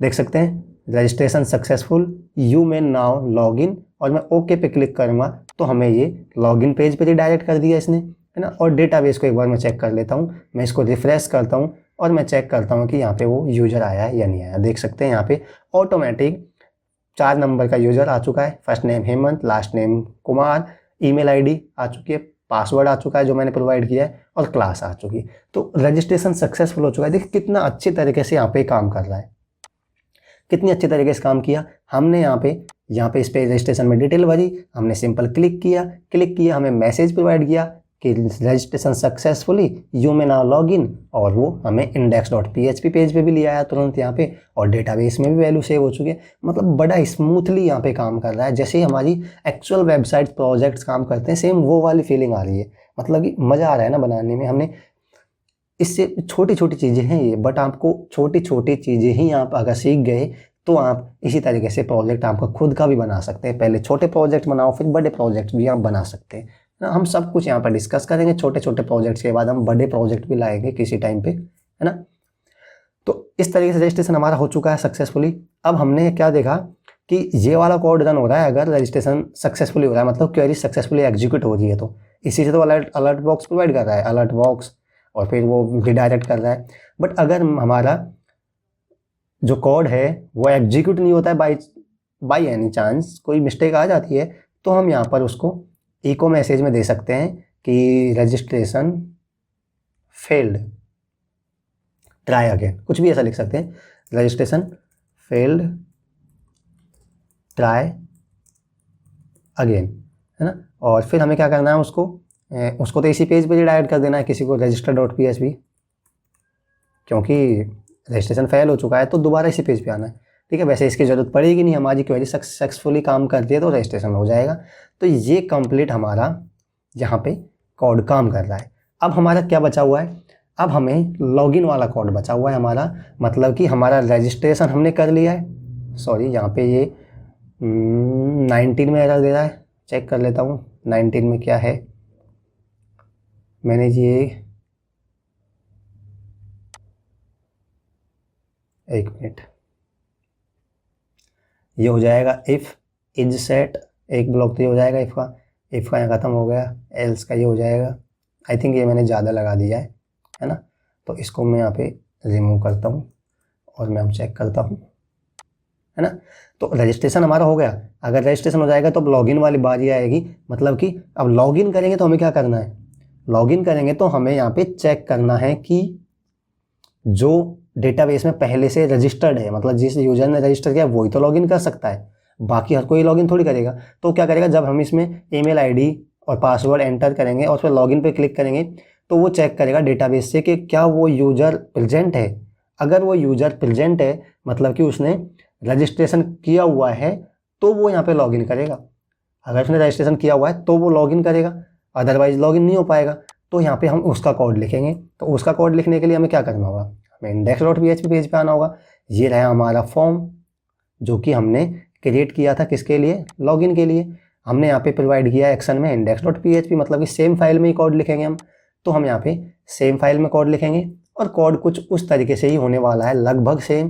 तो मैं क्या करता हूँ, एक बार इसी को कॉपी कर लेता हूँ, थोड़ा सा यहाँ से मैं कॉपी कर लेता हूँ, मैं कंप्लीट ही कॉपी कर लेता हूँ पूरा। जो भी चीज़ होगी वो हम ले लेंगे और जो हमारी काम की नहीं होगी उसको हम रिमूव कर देंगे, है ना। मैंने इसको पेस्ट कर दिया। अब वही सेम चीज़ हमें क्या करना है, डेटाबेस का कनेक्शन तो करना ही है, ठीक है। अब हमें चेक करना है कि लॉगिन बटन पे क्लिक हुआ है क्या, इज सेट लॉगिन, मतलब कि लॉगिन बटन है ये सेट है, मतलब इस पर क्लिक हुआ है तभी तो कोड लिखना है। तो मैं यहाँ पे इज सेट और इसमें मैं लॉगिन कर दूंगा, बटन का नाम लॉगिन है। तो ये बटन अगर क्लिक हुआ है तो अब हमें कोई डेटा इंसर्ट थोड़ा ना करना है, हमें तो क्या करना है, चेक करना है आपकी बात कि जो ईमेल आईडी पासवर्ड वो एंटर कर रहा है वो करेक्ट है क्या, डेटाबेस से चेक करना है। अगर करेक्ट है, मतलब कि यूजर ने रजिस्ट्रेशन किया हुआ है, तो लॉगिन करवा देंगे, अदर उसमें लॉगिन नहीं करवाएंगे हम। ये करना है हमें। तो हम यहाँ पे अब की बार इंसर्ट थोड़ी करेंगे, अब की बार हम यहाँ पर वैल्यू फैच करेंगे और फिर हम चेक करेंगे डेटाबेस से कि जो डेटाबेस है वो उसमें वैल्यू प्रेजेंट है या नहीं, है ना। तो इसके लिए मुझे क्या करना होगा, क्वेरी लिखना होगा। बट अब की बार हमारी क्वेरी कुछ अलग होगी। ये तो इंसर्ट की क्वेरी है क्योंकि हमें डेटाबेस में वैल्यू इंसर्ट करवाना था, बट अब हम यहाँ पे इंसर्ट नहीं होगा, अब की बार यहाँ पे सेलेक्ट होगा। तो सेलेक्ट क्वेरी मतलब कि हमें डेटाबेस से वैल्यू सेलेक्ट करनी है कि ईमेल आईडी जो पासवर्ड एंटर कर रहा है यूजर, वो डेटाबेस में प्रेजेंट है या नहीं। तो हमें क्या करना है, क्वेरी लिखनी है सेलेक्ट ऑल फ्रॉम यूजर्स, है ना। वेयर कौन सा यूजर सेलेक्ट करना है, जो ईमेल आईडी, मैं यहाँ पे समझा देता हूँ, हमें जो यूज़र ईमेल आईडी एंटर कर रहा है तो इस ईमेल आईडी का हम डेटाबेस में देखेंगे कि कोई यूज़र है या नहीं, है ना। और यूज़र है तो मतलब कि वो रजिस्ट्रेशन किया हुआ है, उसको लॉगिन करवा देंगे, अदरवाइज लॉगिन नहीं करवाएंगे। तो हमें डेटाबेस से वैल्यू ही तो फैच करनी है कि select all from users where कौन सी ईमेल आईडी देखनी है हमें, जो हम फॉर्म के द्वारा यूज़र एंटर करना है अपनी ईमेल आईडी। वेयर जो फॉर्म के द्वारा हमें ईमेल आईडी आती है उसको हम कैसे, पोस्ट मेथड का यूज़ कर रहे हैं ना, तो हम यहाँ पे पोस्ट यूज़ करेंगे। वेयर ईमेल, मतलब हमें डेटाबेस से वो यूज़र सेलेक्ट करना है जिसकी आईडी क्या है, ईमेल आईडी जो यूज़र टाइप कर रहा है, पोस्ट मेथड के द्वारा लेंगे यहाँ पे, है ना। एंड हम यहाँ पे क्या करेंगे, पासवर्ड भी चेक करेंगे, यूज़र आईडी भी होनी चाहिए, पासवर्ड भी होनी चाहिए, तभी तो लॉगिन होगा। ऐसे थोड़ी ना है कि ईमेल आईडी हो गया पासवर्ड मैच ही नहीं किया, ऐसे थोड़ी ना करवाएंगे कि हम यहाँ पे ईमेल आईडी मैच कर गया पासवर्ड मैच नहीं किया लॉगिन करवा दिए, दोनों चीज़ें मैच करनी चाहिए। तो यहाँ पे कंडीशन क्या लिखेंगे, select all from user where email ID this and का यूज़ करेंगे हम यहाँ पे, और फिर हम लिखेंगे यहाँ पे पासवर्ड भी वही होना चाहिए जो यूज़र टाइप कर रहा है, दोनों चीज़ें मैच करेंगे तभी तो होना चाहिए। एंड पासवर्ड क्या होना चाहिए हमारा, पासवर्ड होना चाहिए हमारा यहाँ पे जो पोस्ट मेथड के द्वारा यूज़र यहाँ पे हमें टाइप करेगा। सॉरी 1 मिनट, है ना, ये पासवर्ड। तो ये क्वेरी क्या करेगी, उस यूज़र को सेलेक्ट करेगी डेटाबेस से जिसका पासवर्ड जो यूज़र टाइप कर रहा है वो, और ईमेल आईडी जो यूज़र पास एंटर कर रहा है वो मैच करेगी एग्जैक्ट डेटाबेस से, तो वो उसको यहाँ पे सेलेक्ट करेगी। अगर उसको डेटाबेस में वैल्यू मिलेगी तो सेलेक्ट करेगा, अगर वैल्यू नहीं मिलेगी तो नहीं मिलेगी उसको, उसमें हम आगे देखेंगे फिर क्या होगा। अब हमें क्या करना है, क्वेरी रन करना है। तो क्वेरी रन करने के लिए सेम फंक्शन रहेगा, हमारी क्वेरी रन हो जाएगी। क्वेरी रन हो जाएगी तो अब हमें क्या करना है, यहाँ पर हमें थोड़ा चेंज करना है। मैं इस कोड को अब यहाँ पे रिमूव कर देता हूँ, है ना, इस कोड को मैं रिमूव कर देता हूँ। इतना हमने किया। अब यहाँ पे हम कोड लिखेंगे। अब बेसिकली ये क्वेरी अगर रन होगी तो अगर इसको कोई डेटाबेस में यूज़र मिलेगा इस नाम से, इसका मतलब कोई वैल्यू रिटर्न करेगा ही, अगर कोई नहीं मिलेगा तो कुछ भी रिटर्न नहीं करेगा। तो हम यहाँ पे इफ़ कंडीशन लगाएंगे, इफ़ MySQLi, ये काफ़ी इंपॉर्टेंट है, ध्यान रखना, MySQLi num रोज, ये क्या करेगा, basically number of rose count करेगा कि इस क्वेरी ने जो रन हुई है हमारी सक्सेसफुली, इसने रिटर्न क्या किया है। उसको कोई मिलेगा यूज़र उस नाम से, जितने यूज़र मिलेंगे लेट से वो रिटर्न करेगा ना, तो कितने नंबर ऑफ रोज उसने रिटर्न किए। अभी तो हमारा एक ही यूज़र मिलेगा इस यूज़र आईडी और नाम से, ईमेल आईडी पासवर्ड से, तो एक ही रो रिटर्न करेगा। अगर इसको कुछ भी नहीं मिलेगा, है ना, डेटाबेस में कोई वैल्यू नहीं मिलेगी तो 0 रिटर्न करेगा। तो हम यहाँ पे चेक करेंगे कि इसने नंबर ऑफ रोज रिटर्न कर रहा है वो क्या है। वो बेसिकली अगर कुछ भी वैल्यू नहीं मिलेगी तो 0 होगा, 0 होगा तो यहाँ पे ऑटोमेटिक 0 आ जाएगा, मतलब ये इफ कंडीशन फॉल्स हो जाएगी, है ना।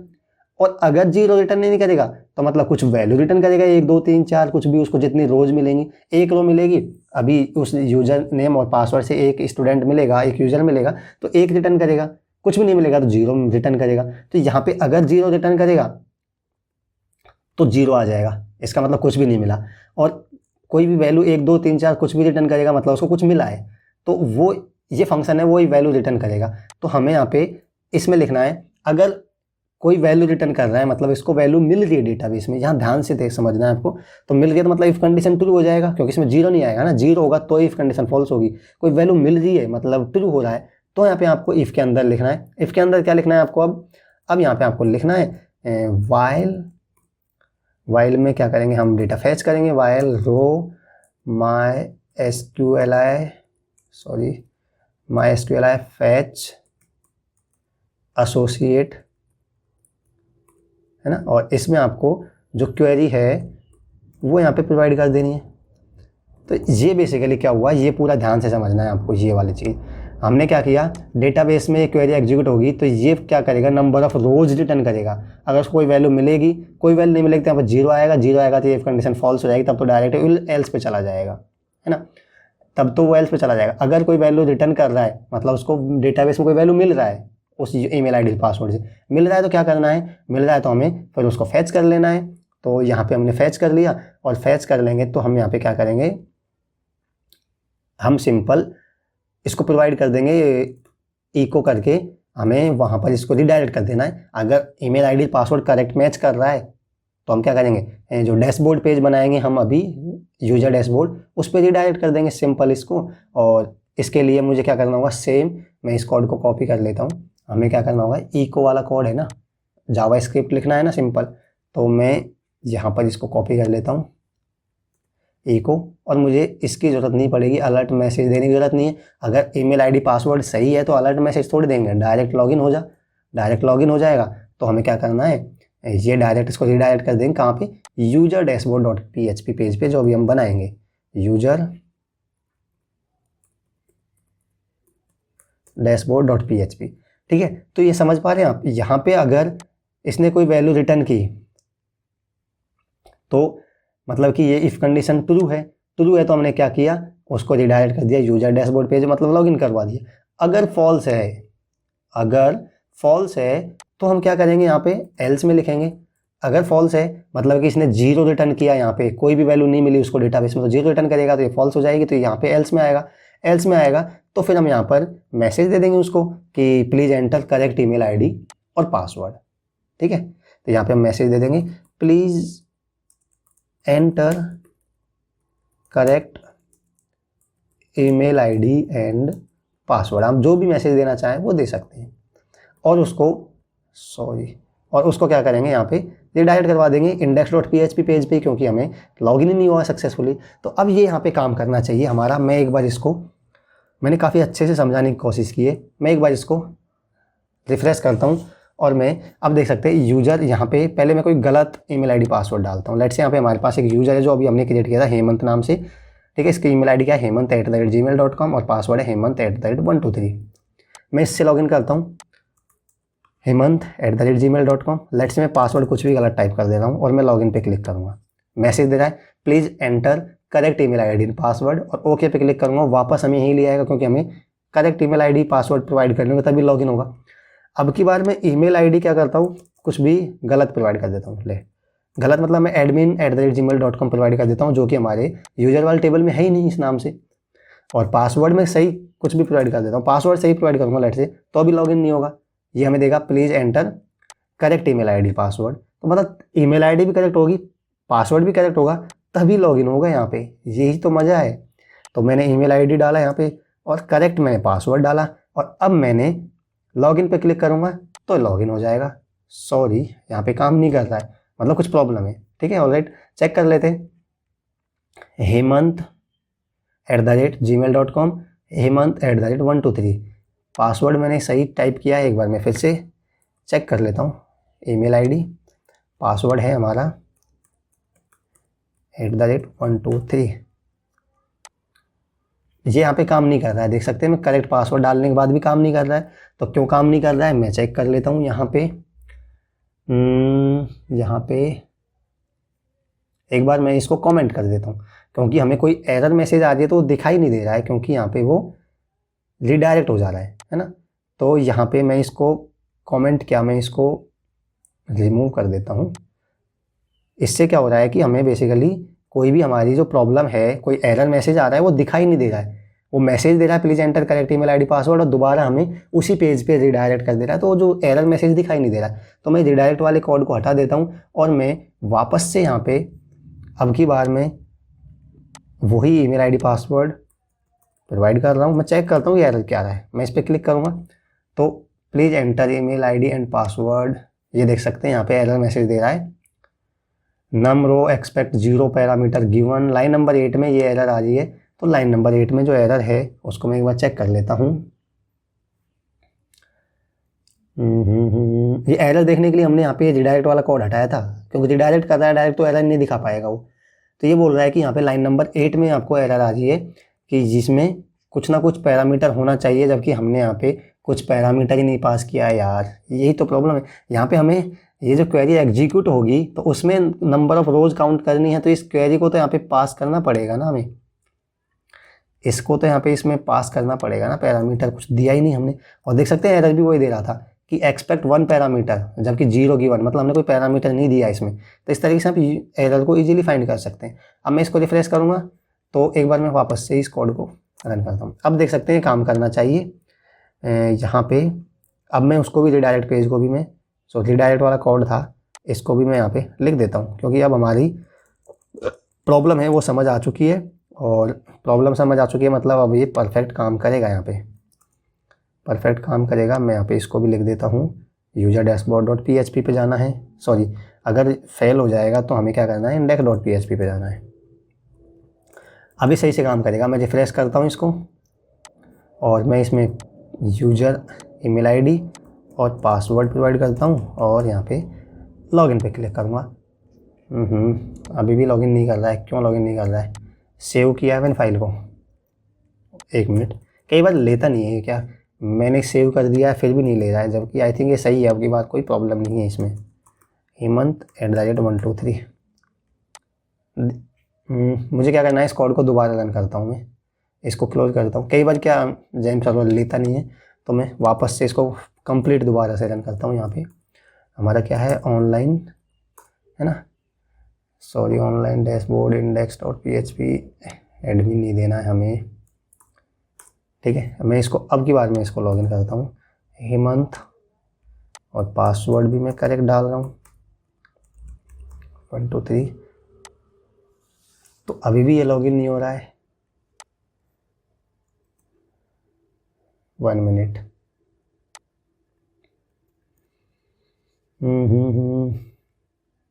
फिर से मैं इसको रिमूव कर देता हूँ, है ना, और मैं इसको सेव करता हूँ और अब मैं चेक करता हूँ कि क्या एरर आ रही है इसमें।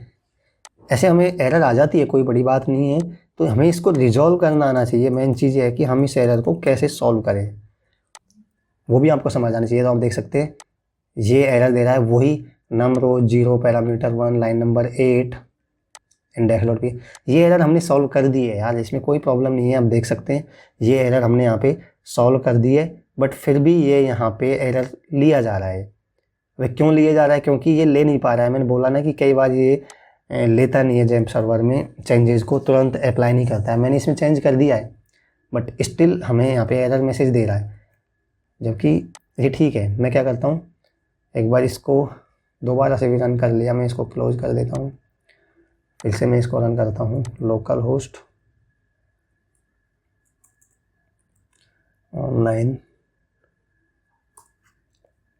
ठीक है, रजिस्ट्रेशन भी है, ठीक है, लॉगिन करना है हमें, ठीक है।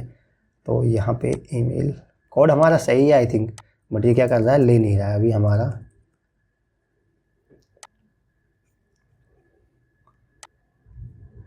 MySQLi num rows expect 1 parameter to be, अच्छा 1 parameter to be MySQLi result, मतलब वो पैरामीटर तो दे रहा है बट वो गलत दे रहा है। अब गलत इसलिए दे रहा है कि हमें यहाँ पे बेसिकली इसमें जो रिटर्न कर रहा है वो क्वेरी हमारी सही से रन नहीं हो रही है। Select all from users where email equal post email and password equal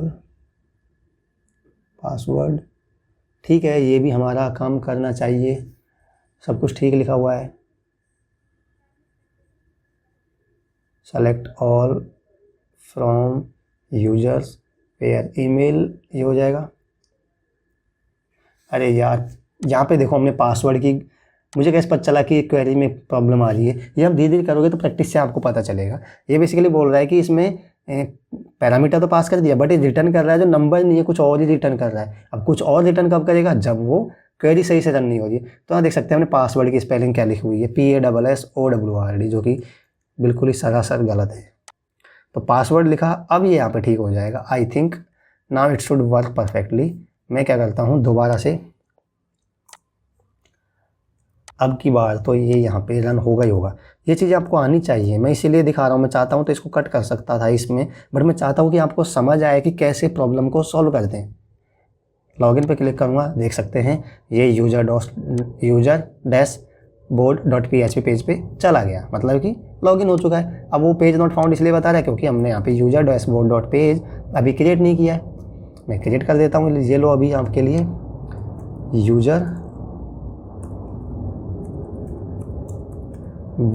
user डैशबोर्ड.php, ठीक है। अभी फाइल क्रिएट कर दी है और इसमें मैं कुछ भी मैसेज, लेट से मैं अभी सिंपल समझने के लिए मैं यहाँ पे H3 हेडिंग दे देता हूँ, वेलकम टू यूजर, कोई भी, है ना, मतलब कि लॉगिन हो रहा है वो चेक करने के लिए। अब देख सकते हैं यहाँ पे मैं लॉगिन करूँगा और मैं पासवर्ड प्रोवाइड कर दूँगा और मैं लॉगिन पे क्लिक करूँगा। लॉगिन हो चुका है, वेलकम टू यूजर। अब यहाँ पे हमें बेसिकली वो यूजर डैशबोर्ड बनाना है, वो यहाँ पे बनाएंगे। अभी तो मैं चेक करने के लिए आपको सिंपल वेलकम टू यूजर यहाँ पे टाइप करवाया था, एंटर। बट ये यहाँ पे अब हमने क्या किया, हमने काफ़ी मेजर पार्ट कर लिया है, एक वीडियो बना दी, आई थिंक ये 1-1.25 घंटे से ऊपर की वीडियो बन चुकी है। इसमें हमने क्या किया मैं आपको बता देता हूँ। हमने यहाँ पे कंप्लीट लॉगिन फॉर्म बना लिया है, बैकएंड कोडिंग लिख दिया, बैकग्राउंड कोडिंग क्या हो रही है, PHP का कोड लिखा है, रजिस्टर कर सकता है, डेटाबेस में वैल्यू यहाँ पे सेव हो रही है, आप देख सकते हैं ये सारी चीज़ें यहाँ पे हो रही हैं। और लॉगिन रजिस्ट्रेशन का बहुत बड़ा काम हो चुका है। अब हमें डैशबोर्ड पेज बनाना है यूजर का, फिर हमें आगे की चीज़ें कंटिन्यू करेंगे। ऐसे 4 या 5 वीडियोस बनेंगी इसमें 1-1 घंटे की। तो मैं क्या करूँगा, आई थिंक ये चीज़ आपको पसंद आई होगी, आप मेरे साथ साथ बना रहे होंगे, ठीक है। मैं इसका पूरा प्रोजेक्ट कंप्लीट हो जाएगा तो मैं इसका पूरा प्रोजेक्ट का कोड हर वीडियो की डिस्क्रिप्शन बॉक्स में प्रोवाइड कर दूंगा। कमेंट ना करें सर कोड दो, सर कोड प्रोवाइड करो, कोड प्रोवाइड करो, आप पहले डिस्क्रिप्शन बॉक्स चेक कर लेना, तब आपको वहाँ पे कोड मिल जाएगा। और इस वीडियो के लिए आपको जो ज़रूरत है वो है आपको बूटस्ट्रैप की फ़ाइल की और ये डेटाबेस की फ़ाइल जो मैंने आपको सिखा दिया कैसे इंपोर्ट करना है। मैं दोनों चीज़ें आपको यहाँ पर इसमें प्रोवाइड कर दूंगा इस वीडियो के डिस्क्रिप्शन बॉक्स में, तो आप ताकि इसको बना सकें साथ साथ मेरे, आपको कोई प्रॉब्लम ना आए, है ना। सो इस वीडियो में इतना डिस्कस करेंगे। Thanks for watching this video. मिलते हैं नेक्स्ट वीडियो में। अगर आपको वीडियो अच्छी लगी लाइक कीजिए, दोस्तों के साथ शेयर कीजिए, चैनल पे नए हैं तो सब्सक्राइब कीजिए, क्योंकि यहाँ पर मैं ऐसे ही ट्यूटोरियल्स, ऐसे वीडियोज़, प्रोजेक्ट्स यहाँ पे मैं लाता रहता हूँ कंप्यूटर साइंस से रिलेटेड, आपको अच्छी अच्छी चीज़ें सिखाता रहता हूँ। So that's it for today. मिलते हैं नेक्स्ट वीडियो में, तब तक के लिए बाय बाय।